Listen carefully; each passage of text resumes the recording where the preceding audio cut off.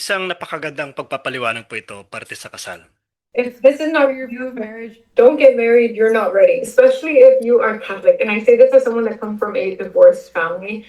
Marriage is not just, okay, let's see if it works out. If it doesn't, let's just get divorced. It's just a piece of paper, it's just an arrangement. It's not. It is a sacrament imprinted on your soul, a sacrament you receive from God. You guys are one, and it cannot be undone. And this is especially why I can appreciate being Catholic and why the church takes the sacrament of matrimony so serious and has the whole the preparation process for it. Obviously, I know that people don't go into marriages thinking that they're going to get divorced, but this is why it's so important to have the Lord at the center of your relationship.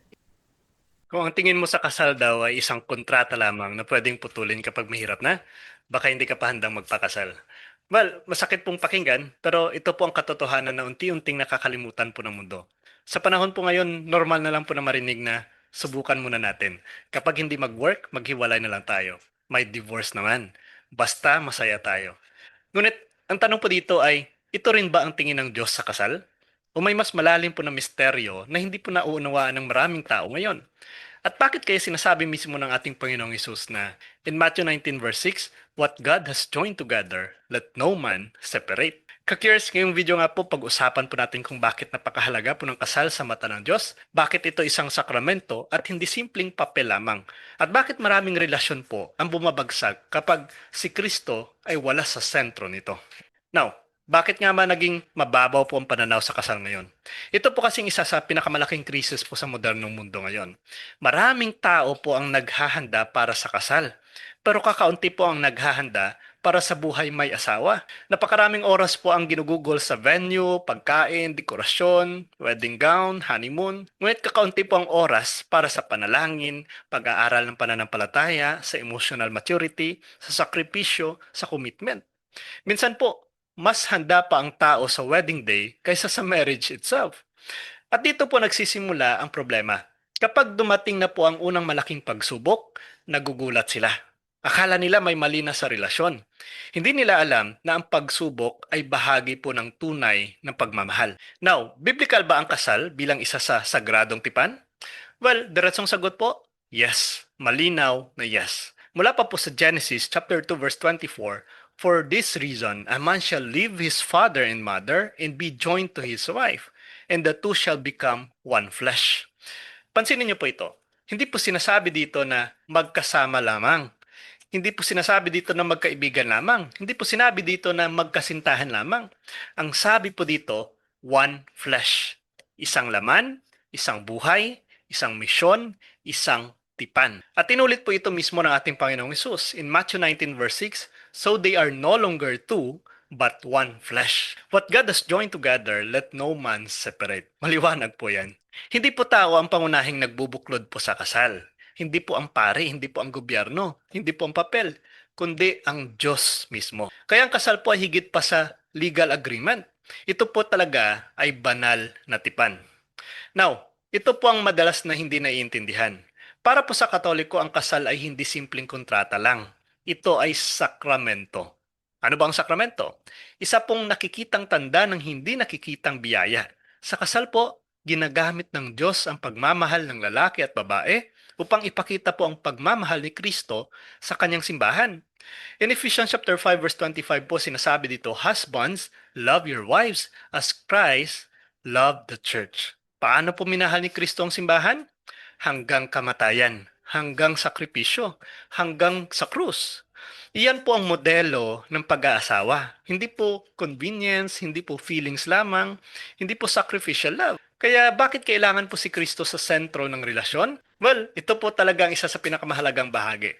Sabi po sa video, it takes two people to form a relationship, but three to keep it together. Napakalalim po nito. Bakit? Dahil wala pong perpektong tao, wala pong perpektong asawa, wala pong perpektong pamilya. Darating po ang panahon na masasaktan ka talaga. Madidisappoint ka, magkakamali ang asawa mo, at magkakamali ka rin. Kung feelings lang ang pundasyon, naku po, babagsak ang relasyon. Kung attraction lamang, naku po, babagsak ang relasyon. Kung convenience lang, naku po, babagsak ang relasyon.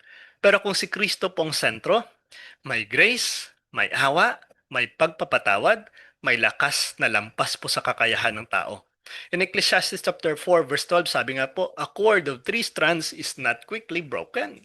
Marami pong Catholic theologians ang nakikitang larawan dito ng mag-asawa kasama ang Diyos. Kapag tatlo ang magkakahawak, mas matibay, mas mahirap maputol. Kaya bakit pamilya po ang sentro ng spiritual na laban? Well, ito po talagang madalas na hindi po napapansin. Ayon nga po kay Saint John Paul II, as the family goes, so goes the nation, and so goes the whole world. Kapag bumagsak po ang pamilya, unti-unting bumabagsak ang lipunan. Kaya hindi po nakapagtataka na pamilya ang isa po sa pangunahing target ng kasamaan. Kasama na po rito ang pornography, ang infidelity, ang selfishness, ang pride, ang pagkawala po ng panalangin, ang pagkawala po ng commitment. Kaya ayon nga po kay Father Gabriel Amort, the family is one of Satan's principal targets. Hindi po dahil espesyal pong pamilya, kundi dahil ito po ang pundasyon ng lipunan at pananampalataya. Kapag nasira po ang pamilya, nako po, mas madaling masira na po ang susunod na henerasyon. Now, ito po ang isa sa pinakamalaking kasinungalingang itinuturo ngayon ng modernong mundo. Maraming tao po ang naniniwala na kapag wala ng kilig, wala ng pagmamahal. Na kapag hindi na ako masaya, tapos na. Na kapag may mas mabuting dumating, may karapatan akong umalis. Ngunit hindi po iyan ang pag-ibig na itinuturo mismo ng ating Panginoong Kristo. Sabi nga po in John 15:13, greater love has no man than this, that he laid down his life for his friends. Pansinin niyo po ito. Hindi po sinabi ni Jesus na masarap ang pakiramdam, na nakakakilig, o convenient. Ang sukatan po ng pag-ibig ay sakripisyo. Ang tunay po na pagmamahal ay nagsusubok hindi po kapag madali, kundi kapag mahirap, kapag may sakit ang asawa mo, kapag nawalan kayo ng pera, kapag may hindi kayo pagkakaunawaan, kapag tila nawawala ng dating excitement. Doon pa po lumalabas kung tunay ba ang pag-ibig. Dahil ang pag-ibig po ay hindi lamang emosyon. Ito ay isang desisyon, isang pangako, isang araw-araw na pagpili. Now, ito po ang pinakamalalim po na misteryo ng kasal. Maraming tao po kasing nag-iisip na ang kasal ay tungkol lamang sa dalawang tao. Ngunit ayon po kay San Pablo, Ephesians 5 verse 31 to 32, the two shall become one flesh. This is a great mystery and I mean in reference to Christ and the church. Hindi po aksidente ang pag-aasawa. Hindi po ito imbensyon ng tao. Hindi po ito gawa ng gobyerno. Ang kasal po ay larawan ng relasyon ni Kristo at ng kanyang simbahan. Now, tanungin po natin ang ating sarili. Minsan ba tayong iniwan ni Kristo? Hindi po. Minsan ba tayong pinabayaan ni Kristo? Hindi po. Minsan ba tayong pinatawad ni Kristo kahit paulit-ulit tayong nagkakasala? Yes, paulit-ulit, araw-araw. At ito po ang hamon sa mag-asawa. Hindi po dahil perpekto ang asawa mo, kundi dahil pinili mong mahalin siya gaya ng pagmamahal ni Kristo. At iyon po ang dahilan kung bakit napakabanal ng kasal. Hindi po ito simpleng pagsasama. Ito ay larawan ng Ebanghelyo mismo. Now, si St. John Paul II po ay isa po sa pinakamalalim na nagtuturo talaga tungkol sa kasal.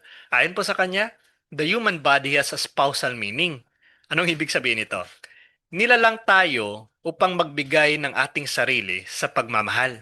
Hindi po upang gamitin ang kapwa, hindi po upang kontrolin ang kapwa, hindi po upang pagsilbihan lamang ang sarili, kundi upang mag-alay ng sarili. Ito pong malalim na katotohanan.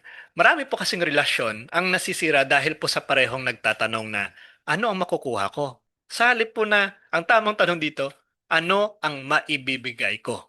Kapag pareho po kayong gustong tumanggap, magkakaroon po ng kompetisyon. Ngunit kapag pareho po kayong gustong magbigay, magkakaroon po ng pagmamahalan. Ito po ang dahilan kung bakit sinabi po ni Jesus in Acts 20:35, it is more blessed to give than to receive. At iyan po ang sekreto ng matatag na pag-asawa. Hindi po pagkuha, hindi po pagbibigay. Kaya bakit maraming kasal po ang nabibigo ngayon? Well, ito talaga ang masakit na realidad. Hindi po nagsisimula ang diborsyo sa korte. Hindi po nagsisimula ang paghihiwalay sa isang araw. Unti-unti po itong nangyayari. Kapag nawawala na po ang panalangin, ang communication, ang pagpapatawad, ang kababaang loob, ang sakripisyo, ang Diyos sa gitna, unti-unti na pong lumalamig ang puso. Unti-unti na pong lumalaki ang distansya. Unti-unti nang nawawala ang pagkakaisa. Kaya ayon nga po kay Saint Teresa of Calcutta, the family that prays together stays together. Simple. Ngunit napakalalim po nito. Dahil ang pamilya po na sama-samang lumuluhod sa Diyos ay natututong magpatawad, natututong magmahal, natututong magtiis, natututong magsakripisyo. Kaya bakit kinakailangan ang paghahanda po bago ang kasal? Kasi ito po ang dahilan kung bakit talaga seryoso ang simbahan sa marriage preparation. Hindi po ito simpleng requirement lang, hindi po ito dagdag abala. Ito talaga ay protection. Marami po kasing tao ang naghahanda para sa isang araw na kasal. Ngunit hindi po naghahanda para sa 50 taon ng pagsasama. Hindi po sapat ang pagmamahalan lamang. Kailangan din po ng emotional maturity, ng spiritual maturity, ng financial responsibility, ng commitment, ng prayer life, at understanding of sacrifice. Kung hindi mo pa kayang magsakripisyo para sa ibang tao, baka hindi ka pa handang magpakasal. Kung sarili mo pa rin ang sentro ng buhay mo, baka hindi ka pa handang magpakasal. Dahil ang kasal po ay hindi tungkol sa sarili. Ito ay tungkol sa pagbibigay ng sarili. Kaya paano kung mali ang tanong ng maraming tao? Marahil ang tanong po ay hindi, mahal ko ba siya? Kundi ang tamang tanong, handa ba akong mahalin siya habang buhay? Hindi po ang tanong na masaya ba ako ngayon? Kundi ang tamang tanong, handa ba akong manatiling tapat kahit dumating ang hirap? Hindi po ang tanong kung perfect ba siya. Kundi ang tamang tanong, handa ba akong magmahal gaya ng pagmamahal ni Kristo? Dahil ang tunay po na kasal ay hindi po nakasalalay sa perpektong asawa. Nakabatay po ito sa biyaya ng Diyos. At sa dalawang taong araw-araw po na pinipiling magmahal. Marahil ito pong dahilan kung bakit natatakot po ang maraming tao sa kasal. Dahil alam po nilang hindi ito biro. At tama sila, hindi po ito biro. Ito po ay bokasyon. Ito po ay misyon. Ito po ay tawag ng Diyos. Ngunit huwag pong kalimutan, hindi ka po tinawag ng Diyos sa isang misyon na iiwan kanyang mag-isa. Kapag siya po ang sentro ng inyong relasyon, ibibigay niya ang biyayang kailangan nyo. Kung gusto mo pong magkaroon ng matatag na relasyon, huwag kang maghanap lamang ng taong mamahalin ka. Maghanap ka ng taong mas mahal si Kristo kaysa sa sarili niya. Dahil ang taong tunay po na nagmamahal sa Diyos ay matututong magmahal ng tama, matututong magpatawad, matututong magsakripisyo, matututong maging tapat. Kapag si Kristo pong sentro ng iyong pagsasama, ang mga problema po ay hindi mawawala. May mga luha pa rin, may mga pagsubok pa rin, may mga sugat pa rin, ngunit magkakaroon po kayo ng biyayang hindi kayang ibigay ng mundo. Ang biyaya ng Diyos na magtatagpo sa dalawang hindi perpektong tao at unti-unti pong gagawin silang banal. Ang sekreto po ng matagumpay na kasal ay hindi po ang paghahanap ng perpektong tao, kundi ang dalawang makasalanang taong araw-araw na pinipiling mahalin ang isa't isa habang magkasamang lumalapit kay Kristo. Kaya kung sang-ayon po kayo sa video na ito, please support po ang ating ginagawang content sa pag-follow at sa pag-subscribe po ng ating YouTube channel. At kung gusto niyo pong suportahan ang ating page, maaari po kayong mag-subscribe. Ang link po ay nasa comment section. At i-comment nyo na rin po sa ibaba. God is the center of our marriage. God bless po sa ating lahat sa ngalan ng Ama, ng Anak at ng Espiritu Santo. Amen.